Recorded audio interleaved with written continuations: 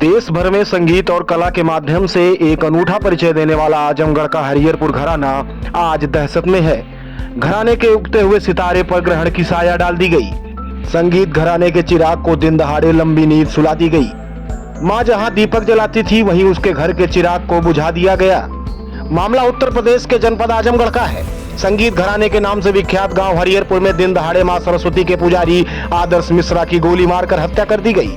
घर के समीप शीतला माता की चौकी पर आगामी नवरात्र में घराने की तरफ से मां को संगीतमयी भेंट समर्पित करने हेतु आदर्श मिश्रा और कुछ ग्रामीण साथी चर्चा कर रहे थे। आदर्श मिश्रा उभरता हुआ सितारा था। परिवार और घराने को आदर्श मिश्रा के कारण ख्याति और सम्मान मिल रहा था।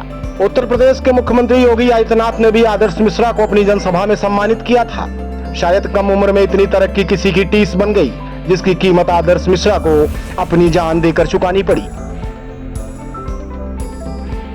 बताया जाता है कि पड़ोस गांव के कुछ लड़कों का गुट आया और आदर्श को टारगेट कर गोलीबारी शुरू कर दी और मौके पर ही आदर्श मां शीतला के गोद में हमेशा हमेशा के लिए सो गया। दिनांक 20 सितंबर को थाना कंदरापुर अंतर्गत हरिहरपुर गांव में एक हत्या की घटना कारित हुई थी, जिसके संबंध में थाना कंदरापुर पर एफआईआर नंबर 230/22 धारा 302, 323, 504, 506, 34 आईपीसी व 7CL एक्ट विरुद्ध सुशील यादव उर्फ गोल्डी, मोनू यादव व 2 अन्य अभियुक्तों के विरुद्ध पंजीकृत किया गया था। इस प्रकरण में दिनांक 21 सितंबर को नामजद अभियुक्त मोनू यादव को पुलिस मुठभेड़ के दौरान गिरफ्तार किया गया था व नामजद अभियुक्त सुशील यादव उर्फ गोल्डी के अवैध निर्माण के ध्वस्तीकरण की कार्रवाई पुलिस व राजस्व टीम के द्वारा की गई थी। आज दिनांक 23 तारीख को इस घटना का अनावरण किया गया है। रात्रि लगभग 9 बजे नामजद मुख्य अभियुक्त व शूटर सुशील यादव उर्फ गोल्डी और इसका सह अभियुक्त काजू शर्मा उर्फ मनीष शर्मा पुत्र सुभाष शर्मा, जो दोनों हरिहरपुर के रहने वाले हैं, इनको दूधनारा तिराहे के पास से थाना कंदरापुर की टीम के द्वारा गिरफ्तार किया गया है। पूछताछ के दौरान अभियुक्त गोल्डी यादव ने बताया कि अभियुक्त व मृतक एक दूसरे से परिचित थे व एक दूसरे के यहाँ आना जाना था। लगभग 6 माह पूर्व इसके बड़े भाई सोनू यादव के साथ हृदय मिश्रा, आदर्श मिश्रा व कुछ अन्य लोगों की किसी बात को लेकर कहासुनी व मारपीट हुई थी। इस घटना के एक दिन पूर्व 19 सितंबर को पुनः लक्ष्मीरामपुर में अभियुक्त व उसके साथियों की कहासुनी आदर्श मिश्रा व उसके साथियों के साथ हुई थी। इसी का बदला लेने के लिए अभियुक्त द्वारा यह घटना कारित करना बताया गया है। इस संबंध में विस्तृत पूछताछ अभी जारी है। घटना करने के लिए अभियुक्त काजू शर्मा की स्प्लेंडर मोटरसाइकिल यूज़ हुई थी घटनास्थल पर जाने के लिए। ये बाइक काजू शर्मा खुद चला रहा था। काजू शर्मा की गिरफ्तारी भी पुलिस के द्वारा कर ली गई है। अभियुक्त पीछे बैठा हुआ था। इस प्रकार से जिस बाइक से घटना करने गए थे वह बाइक भी पुलिस के द्वारा बरामद कर ली गई है। घटना में प्रयुक्त शस्त्र के संबंध में विस्तृत पूछताछ के बाद जब अभियुक्त को बरामदगी के लिए ले जाया गया तो रात्रि लगभग 11 बजे करेनवा मठ के आसपास इसके द्वारा पुलिस टीम पर उसी असलाह से फायर किया गया। पर्याप्त चेतावनी के बावजूद न रुकने पर पुलिस के द्वारा कंट्रोल्ड फायरिंग की गई आत्मरक्षार्थ, जिसमें इसके बाएं पैर में गोली लगी है। घायल अभियुक्त सुशील यादव उर्फ गोल्डी यादव को जिला अस्पताल आजमगढ़ उपचार के लिए भेजा गया है। इसके पास से घटना में प्रयुक्त एक अवैध असला 315 बोर, एक जिंदा कारतूस व 2 खोखा कारतूस 315 बोर बरामद हुआ है। घटना के संबंध में दोनों अभियुक्तों से विस्तृत पूछताछ की जा रही है। इन सभी अभियुक्तों के विरुद्ध गैंगस्टर एक्ट व धारा 14 गैंगस्टर एक्ट के अंतर्गत संपत्ति जब्तीकरण की कार्रवाई भी सुनिश्चित की जाएगी। इसके साथ साथ हिस्ट्री शीट गुंडा एक्ट के अंतर्गत कार्रवाइयाँ भी सुनिश्चित की जाएगी। इस प्रकार से इस घटना में अब तक 3 अभियुक्तों को गिरफ्तार किया जा चुका है। इसमें मुख्य अभियुक्त व शूटर सुशील यादव और गोल्डी यादव भी आज मुठभेड़ के दौरान गिरफ्तार हुआ है और इसके बाएं पैर में गोली लगी है। इसके साथ साथ घटना में प्रयुक्त अवैध असला, कारतूस और घटना में प्रयुक्त स्प्लेंडर मोटरसाइकिल ये भी बरामद कर लिए गए हैं और घटना का अनावरण आज पुलिस के द्वारा किया गया है।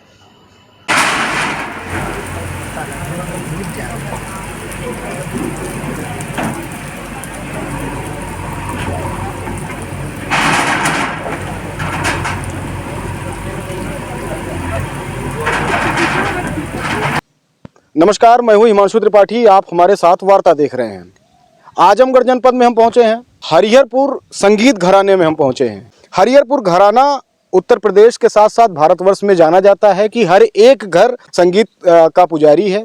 संगीत से ही जीविकोपार्जन चलता है। हरिहरपुर घराने में कुछ ही दिन पहले मुख्यमंत्री योगी आदित्यनाथ का आगमन हुआ था। चूंकि जनपद आजमगढ़ सपा बाहुल क्षेत्र माना जाता है और वो स्थिति धीरे धीरे अब कम हो रही है। आजमगढ़ के कुछ क्षेत्रों में भारतीय जनता पार्टी का हिस्सेदारी भी लगभग बढ़ गई है और भारतीय जनता पार्टी ने एंट्री भी मारना शुरू कर दिया। सांसद दिनेश लाल यादव निरहुआ हैं और सड़क किनारे बड़ा सा उनका कार्यालय खोला गया है। हरिहरपुर घराने में आदर्श मिश्रा एक नई उम्र का लड़का था। आदर्श मिश्रा लगातार अपने संगीत और कला से सम्मानित होता था, मेहनती लड़का था और पसंद भी किया जाता है। सोशल मीडिया और यूट्यूब चैनल्स पे उसके वीडियोज, उसके भजन, उसके कीर्तन, उसके ढोलक वादन को खूब पसंद किया जाता था, जिसको देखकर मुख्यमंत्री योगी आदित्यनाथ ने उन्हें सम्मानित भी किया था। आदर्श मिश्रा के साथ घटना घटी, जैसा परिवारीजन और ग्रामीणों का आरोप है कि आदर्श मिश्रा जब बुलेट पे बैठ के शाम को चौराहे की तरफ निकलता था तो दूसरा गुट जो आदर्श मिश्रा की ख्याति को पसंद नहीं करता था, जिसे आपसी रंजिश कहा जाता है, वो कहीं ना कहीं आदर्श मिश्रा की रेकी करते थे और वारदात इतनी बड़ी हो गई कि दिन दहाड़े गांव के बाहर ही घर के सामने गोली मार दी जाती है। जनपद आजमगढ़ का हरिहरपुर घराना जो आज दहशत में है, यहाँ की प्रशासनिक व्यवस्था कुछ इस तरीके की है कि यहाँ पर खुलेआम, हमारे पीछे आप स्थान देख सकते होंगे, माँ शीतला का स्थान है। यहाँ पर मृतक के परिजन आते थे, दीपक जलाते थे, पूजन अर्चन करते थे। बताया जाता है कि यहाँ पे बैठा हुआ था आदर्श, जिसे दिन दहाड़े गोली मार दी जाती है। यह आजमगढ़ की पुलिसिया व्यवस्था है। हालांकि भारतीय जनता पार्टी के सांसद दिनेश लाल यादव निरहुआ ने जरूर आजमगढ़ में एंट्री मारी है, लेकिन घराना कहां तक सुरक्षित है, यह एक सबसे बड़ा प्रश्न चिन्ह है। जनपद आजमगढ़ का ऐसा घराना जिसने जनपद के साथ साथ उत्तर प्रदेश को सम्मान, मान और संगीत के दुनिया में एक बहुत बड़ा स्थान दिलाने में अपना योगदान किया है। जनपद आजमगढ़ का ये हरिहरपुर संगीत घराना आप लोग देख सकते होंगे। हमारे पीछे सभी लोग इसी घराने से कहीं ना कहीं ताल्लुक़ रखते हैं। बताया जाता है कि एक ही परिवार है। हरिहरपुर घराना एक ही नाम से जाना जाता है। हालांकि यहाँ पे कई म्यूजिकल ग्रुप हैं, कई संगीतज्ञ हैं, कई वादक हैं। उसी में एक आदर्श मिश्रा जिसकी हत्या कर दी गई, दिन दहाड़े उसे गोली मार दिया गया, और उसमें शासन प्रशासन का क्या रुख है। पीएससी की गाड़ियां भेज दी गई, सुरक्षा बढ़ा दी गई, लेकिन थाना अध्यक्ष महोदय एफआईआर का कॉपी लेके परिजनों तक नहीं पहुंचे। ये यहाँ की स्थिति है। कुछ हम लोगों से बातचीत करेंगे। भाई साहब से आपसे, सर नाम बता दीजिए अपना। मेरा नाम अजय मिश्रा है। अजय जी, क्या स्थिति रही थी जीवन में? इस समय 48 वर्ष का मैं हो रहा हूँ, मगर कभी आज तक जीवन हम लोग ऐसा घटना नहीं देखे जो हमारे गोद में खेलने वाला बालक को बेरहमी से एक आकर के आतंकवादी बन रहे हैं सब। और आज से नहीं, इस 70 साल से इस तरह की घटना सब करते आए, मगर जान नहीं मारे। मगर जान मारने से ज़्यादा ये सब घटना उसी तरह से करते थे, मगर आज उसका अंजाम दिखा दिए। हमारे छोटे बालक आदर्श मिश्रा का बेरहमी से हत्या इसी जगह पे सब करके चले गए, और अभी तक कोई न्याय नाम का कोई चीज़ें नहीं है। प्रशासन, शासन सब लोग तो अपना ही है, यहाँ कुछ कहने लायक नहीं है। यहाँ पे घराना पहले बहुत वायरल हुआ, बढ़ा बहुत ज़्यादा, हर जगह उत्तर प्रदेश में ख्याति मिली। आज की स्थिति ये है कि आप लोग ये कहते हैं कि हम लोग पलायन करने पे मजबूर हैं। बिल्कुल। क्यों ऐसा है? हम लोग ये आज ही हम लोग मीटिंग किए हैं, समझ जितने हरिहरपुर घराने के बुजुर्ग हैं, युवा हैं, जो योग्य हैं, कि हम लोग कल तक देखेंगे। कल तक अगर नहीं होगा तो हम लोग परसों से हम लोग पलायन कर देंगे। सब अपने घर द्वार सब सस्ते दामों में बेच करके यहाँ से हम लोग चले जाएंगे, अन्य जाके दूसरे नगरों में, जनपद में जाकर बसेंगे। ऐसा क्यों है? क्यों आप लोगों को प्रताड़ित किया? प्रशासन, शासन हम लोग की रक्षा कर ही नहीं रहा है। जो अभी इतने, इससे बड़ा घटना और क्या हो सकता है? एक घर का लाल गया है, हम लोग का एक जो गोद में खेलने वाला बालक होनहार, वो आगे चल करके क्या बनता हो, वो कम से कम राष्ट्र सम्मान पा रहा था, उसको जब वंचित कर दिया गया जान से मार करके, तो अब हम क्या समझ सकते हैं कि प्रशासन कोई सुविधा देगी हम लोगों को? कल फिर कोई जान से जाएगा। ऐसी घटनाएं पिछले वर्षों में भी हुई हैं, बहुतों बार हुई, मगर हम लोग अपनी बुद्धि विवेक से बचते चले गए। मगर उस समय वो बच्चा बैठा था और माँ की शरण में, माँ की जागरण पल स्थापना के दिन करने वाला था, उसी का एक मीटिंग बटोर करके सब मूड में बैठे थे, और घात लगा करके आकर पीछे से मार के निकल गया। तो हम लोग के ऊपर हमेशा घटना घटती रही, मगर हम लोग अपने बुद्धि विवेक से बचते रहे, मगर कब तक बचेंगे? कहीं ऐसा तो नहीं है कि आप लोग आजमगढ़ में फंसे हुए हैं?